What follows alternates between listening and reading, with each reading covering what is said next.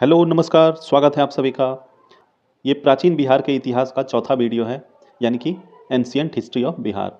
इससे पहले 3 वीडियो हो चुका है, जिसमें कि एक में पहले वीडियो में हम लोगों ने पढ़ा था प्राचीन बिहार के इतिहास का स्रोत, फिर दूसरे में पढ़ा है महाजनपद काल के बारे में, और तीसरे में मगध का उत्कर्ष एवं उसके राजवंश, जिसमें कि हर्यक वंश, शिशुनाग वंश और नंद वंश को पढ़ा हम लोगों ने।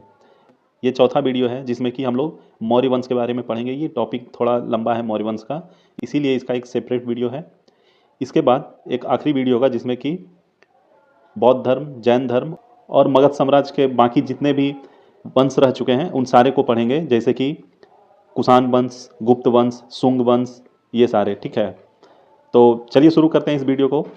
और वीडियो स्टार्ट करने से पहले आप लोगों से रिक्वेस्ट है कि वीडियो को लाइक कर दीजिएगा, चैनल को भी सब्सक्राइब कर दीजिएगा। और ये सारे वीडियोस जितने भी हैं बिहार स्पेशल वाला, ये अभी बीपीएससी का एग्ज़ाम होने वाला है, 70th बीपीएससी का, जो कि 13 और 14 दिसंबर को होगा। तो इस एग्ज़ाम के लिए बहुत ही बेस्ट है।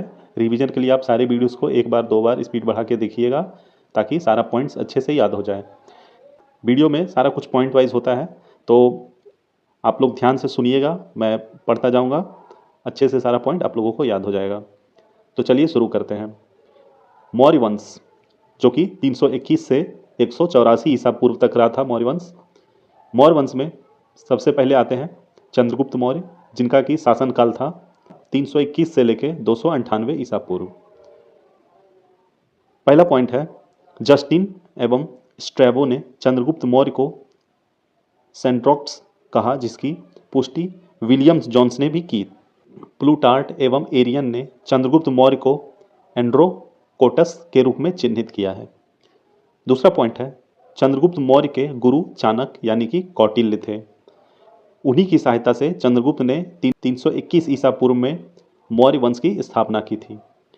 चंद्रगुप्त मौर्य ने किसके सहायता से मौर्य वंश की स्थापना की थी? तो उनके गुरु थे चाणक्य।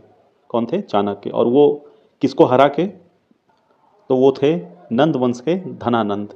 उन्हीं को हरा के चंद्रगुप्त मौर्य ने मौर्य वंश का स्थापना किया था। चंद्रगुप्त मौर्य ने 305 ईसा पूर्व में सिकंदर के उत्तराधिकारी यानी कि सेल्यूकस निकेटर के साथ युद्ध किया। युद्ध पश्चात हुई संधि में चंद्रगुप्त को काबुल, कंधार, मकरान एवं हेरात का क्षेत्र प्राप्त हुआ। बदले में चंद्रगुप्त ने सेल्यूकस को 500 हाथी उपहार में दिए। फिर उसके बाद युद्ध पश्चात चंद्रगुप्त मौर्य का विवाह राजकुमारी हेलेन कार्नेलिया, जो कि सेल्यूकस की पुत्री थी, उनसे हुआ।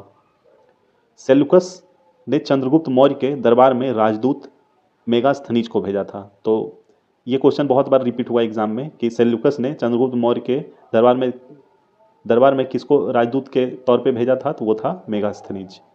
और फिर मेगास्थनीज ने ही इंडिका की रचना की थी। इंडिका एक पुस्तक है जिसकी ही रचना की थी मेगास्थनीज ने। चंद्रगुप्त मौर्य के साम्राज्य का विस्तार उत्तर में हिंदुकुश पर्वत, ईरान तक, दक्षिण में कर्नाटक तक तथा पश्चिम में सौराष्ट्र तक तथा पूर्व में बंगाल तक विस्तृत किया था। अब अगला है, चंद्रगुप्त मौर्य के शासन में अंतिम वर्षों में मगध में 12 वर्ष का भीषण अकाल पड़ा था।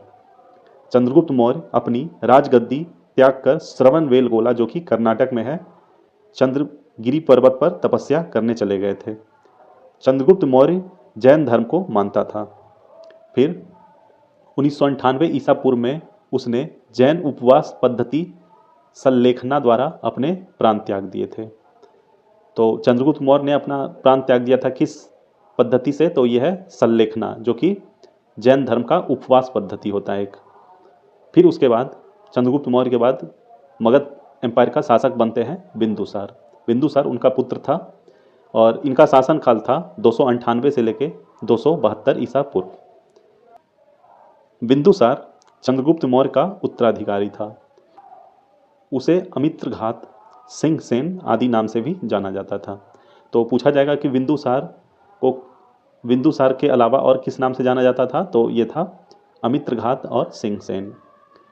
स्ट्रेबो के अनुसार सीरिया के राजा एंटियोकस ने डाइमेकस नामक राजदूत को बिंदुसार के दरबार में भेजा था। बिंदुसार के दरबार में मिस्र के राजा टालमी फिलांडेफस ने डायनोसियस नामक राजदूत भेजा था।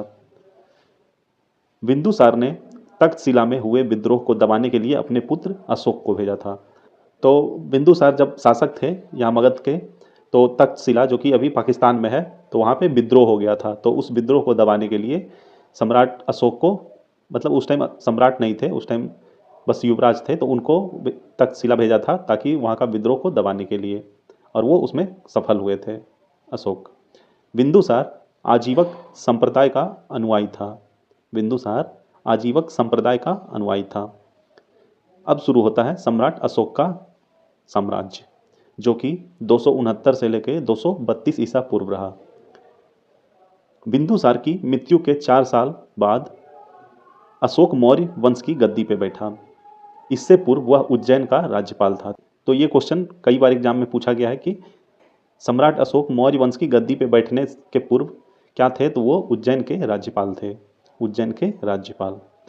पुराणों में अशोक को अशोक वर्धन कहा गया है। मास्की एवं गुर्जरा में अतिरिक्त नेतुर तथा अदगोलम के अभिलेख में अशोक नाम का उल्लेख मिलता है। सिन्हल अनुश्रुतियों यानी कि बौद्ध ग्रंथ के अनुसार अशोक ने अपने 99 भाइयों की हत्या कर गद्दी प्राप्त की थी।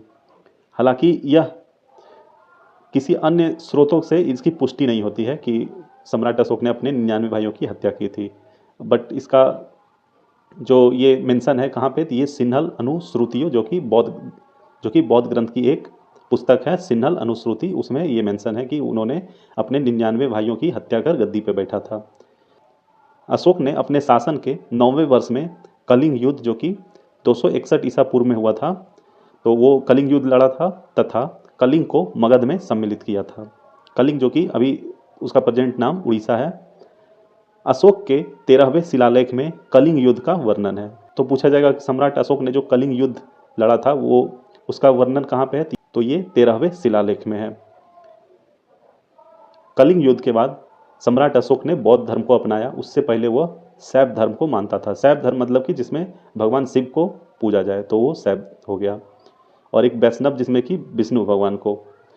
दिव्यावान के अनुसार उपगुप्त ने अशोक को बौद्ध धर्म की दीक्षा दी थी। ये क्वेश्चन बहुत बार रिपीट हुआ है कि अशोक सम्राट को बौद्ध धर्म की दीक्षा किसने दिलवाई थी, तो वो थे उपगुप्त। कौन थे? उपगुप्त। और ये कहाँ पे मेंशन है, तो ये दिव्यावदान में, दिव्यावदान में।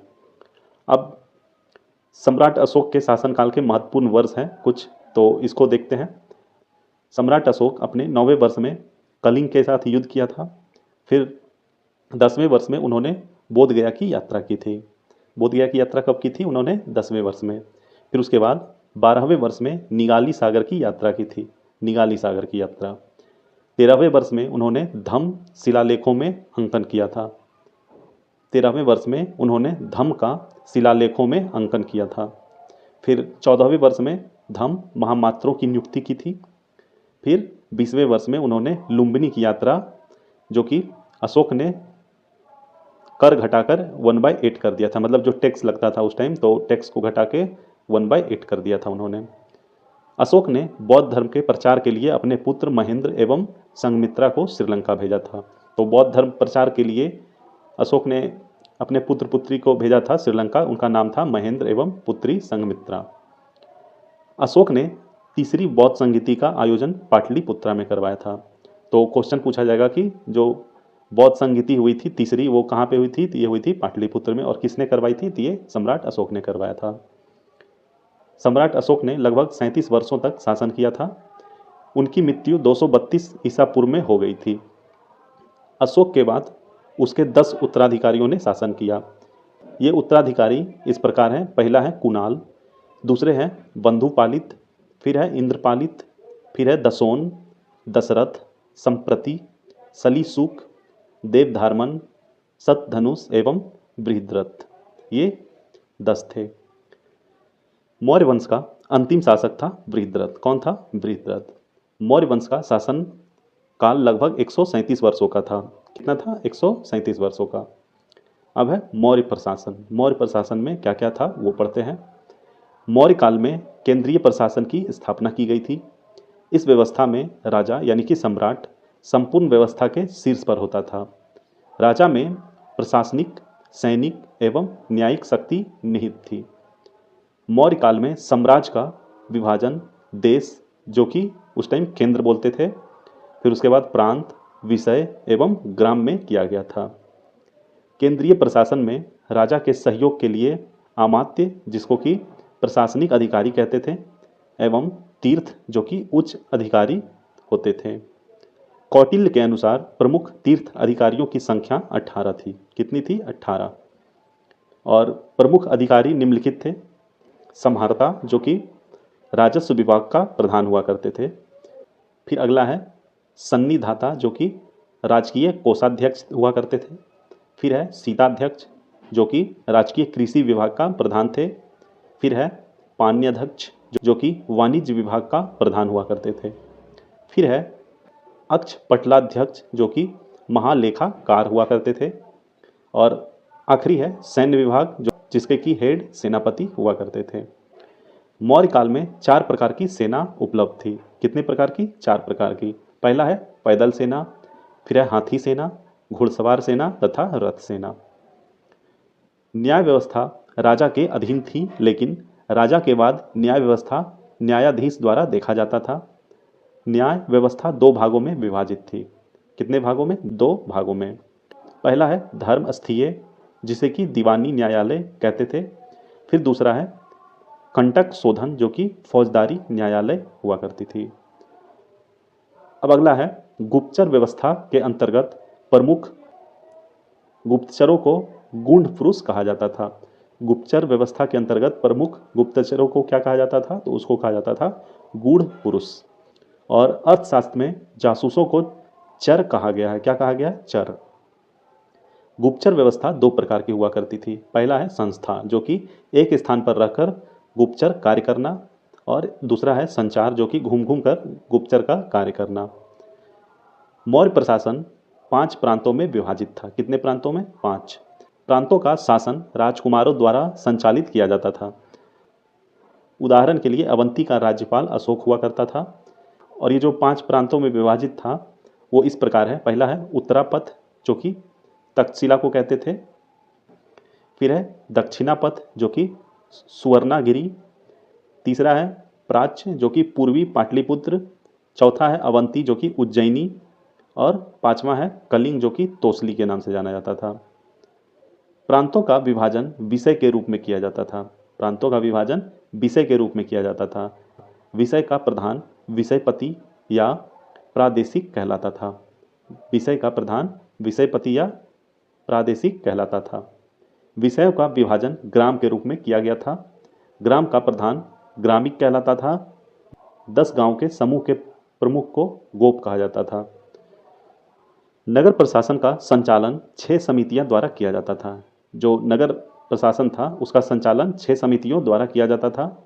मेगास्थनीज के अनुसार सभी समितियों में 5 सदस्य हुआ करते थे, अर्थात टोटल 30 सदस्यों द्वारा नगर का संचालन किया जाता था। अब है अर्थव्यवस्था। मौर्य काल में राजकीय आय का स्रोत कृषि, उद्योग एवं व्यापार था। सर्वाधिक आय कृषि से प्राप्त होती थी। कृषि पर 1/6 कर प्राप्त किया जाता था। सरकारी भूमि को सीता भूमि कहा जाता था। क्या कहा जाता था? सीता भूमि। उद्योग एवं व्यापार से 1/10 कर यानी कि टैक्स प्राप्त किया जाता था। मौर्य काल में सबसे प्रमुख व्यापारिक बंदरगाह भड़ौच, जिसको कि भरूच भी कहते हैं, और ये कहाँ पे है? ये गुजरात में है। करों की चोरी के संदर्भ में मृत्युदंड का प्रावधान किया गया था। अगर कोई टैक्स का चोरी करता था उस टाइम तो उसे मृत्युदंड दिया जाता था। सामाजिक व्यवस्था। सामाजिक व्यवस्था में क्या था? तो कौटिल्य के अनुसार मौर्यकालीन समाज ब्राह्मण, क्षत्रिय, वैश्य एवं शूद्र 4 वर्गों में विभाजित था। कितने वर्गों में? 4। ब्राह्मण, क्षत्रिय, वैश्य एवं शूद्र। मेगास्थनीज के अनुसार मौर्यकालीन समाज 7 वर्गों में विभाजित था। और जो मौर्यकालीन समाज था ये 7 वर्गों में विभाजित था। पहला है दार्शनिक, दूसरा है किसान, तीसरा है अहीर, चौथा है कारीगर, 5वां है सैनिक, छठा है निरीक्षक और 7वां सभासद। कौटिल्य के अनुसार दास प्रथा का प्रचलन था, जबकि मेगास्थनीज ने दास प्रथा का प्रचलन को स्वीकार नहीं किया। मौर्यकालीन समाज में महिलाओं की स्थिति अच्छी थी, लेकिन वेश्यावृत्ति के भी प्रमाण मिले हैं। इस काल में वेश्यावृत्ति करने वाली महिलाओं को रूपा जीवा कहा जाता था। क्या कहा जाता था? रूपा जीवा। अब है मौर्य कला। मौर्य काल के दौरान ताकतवर केंद्रीय सत्ता के अधीन विभिन्न कला रूपों स्थापत्य कला एवं मूर्ति कला का विकास हुआ। ये कला दो रूपों में विकसित हुई।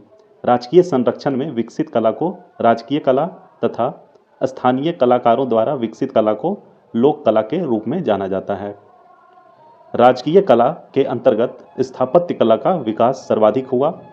स्थापत्य कला में राजप्रसाद, स्तंभ, स्तूप एवं गुहा विहार प्रमुख है।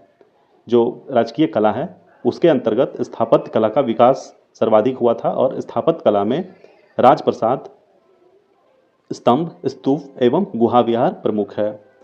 राजकीय कला के अंतर्गत मूर्ति कला में स्तंभों के ऊपर मूर्ति एवं स्वतंत्र रूप से निर्मित मूर्तियों के प्रमाण मिले हैं। अब आखिरी पॉइंट है, लोक कला के रूप में यक्ष यक्षिनियों की मूर्ति एवं जैन तीर्थंकरों की मूर्ति मिली है। इन मूर्तियों का निर्माण बलुआ पत्थर से किया गया है।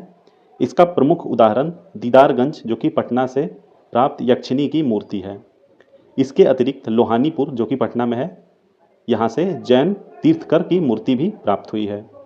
तो इतना ही था मौर्य वंश, जिसमें कि सारा कुछ हम लोगों ने पढ़ा। चंद्रगुप्त मौर्य के बारे में, फिर उनका पुत्र बिंदुसार के बारे में, फिर सम्राट अशोक के बारे में और वहाँ का क्या प्रशासन किस तरह से हुआ करता था, और अर्थव्यवस्था कैसी थी, सामाजिक व्यवस्था कैसी थी, और मौर्य कला कैसा था। तो ये सारा कुछ हम लोग पढ़े हैं।